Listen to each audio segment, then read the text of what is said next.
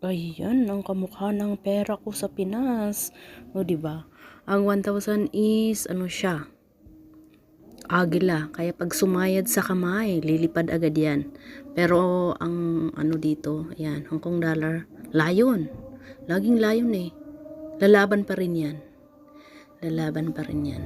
Ito naman sa 50 peso, yun. Kamukha is $100 pa rin. Tapos 100 is ayun, 20 ang kamukha sa Macau. May Macau ako eh. Tapos sa HK is $10 lang. Eto, meron ako nito 500. Ang kamukha niyan is 1K. Pero ano lang kasi ang 1K dito eh. Ang